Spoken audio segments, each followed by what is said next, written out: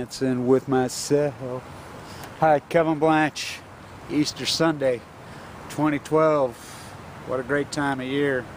Thought, well, spent Thanksgiving, spent New Year's, spent Christmas Eve, might as well spend Easter in the hospital, huh? Want to talk about the nuclear fallout again. The nightmare that we got going in California right now. We got a freaking lion accident going in California, believe it or not. Of all places. Just on the left coast, here comes California, flows over exactly where we don't want it to happen. On the west coast of the United States, which is the most nightmarish you could ever been, just like the open air tests that were done right out here, the stupidest place you could ever do them, so that the jet stream, which moves from left coast to right coast, can flow over the top of us and murder us all. Let's have one in California. Well, can you believe that they built nuclear plants in California? You think about that.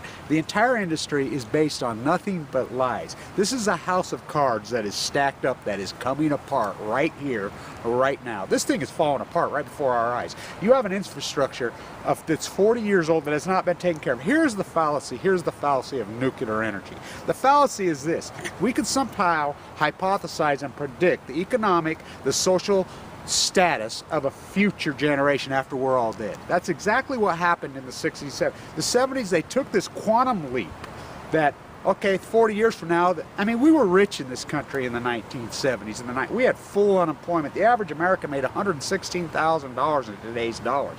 As we had power, the working class had power, as the great progressive movement from 1945 to 1970 created the strongest middle class in the world. We're like, oh, we ain't got to worry about, 30, 40 years when the infrastructure needs to be done. Oh, this country's rich. We're rich.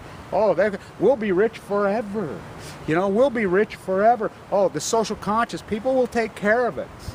It's generational arrogance, and that's what's going on again right now. So we're not rich anymore. I love it how we hear all the time, oh, we're the richest country in the world. That is such BS. We are not the richest country in the world. Not anymore. We were.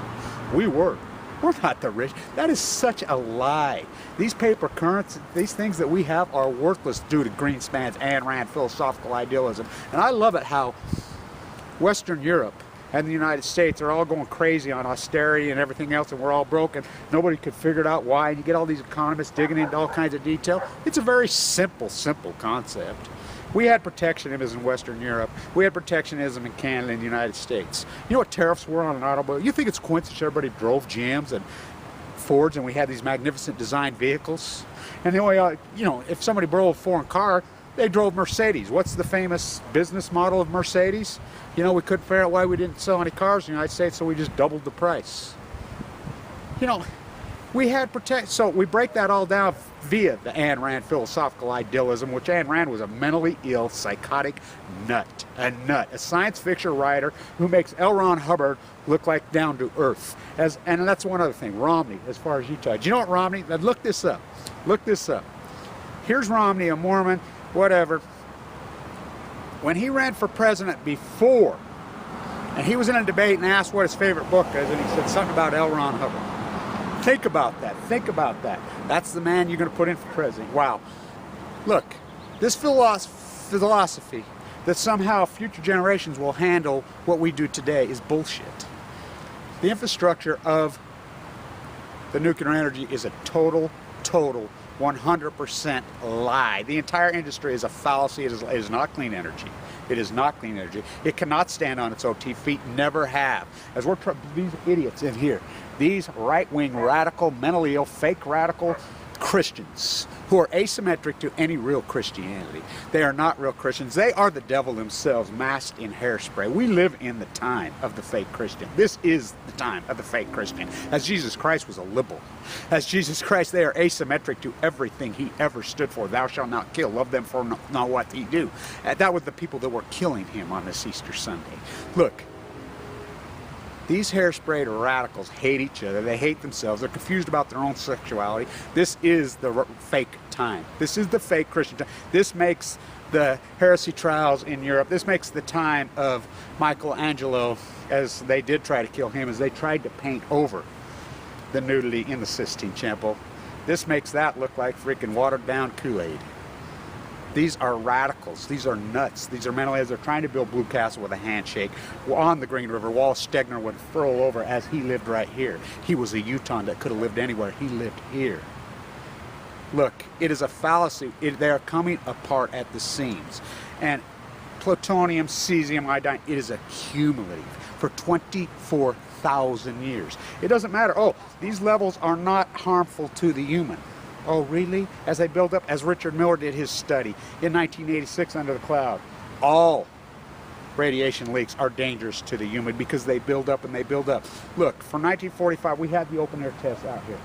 Right out here. That's the temple right there. That's the Mormon Church office building right there.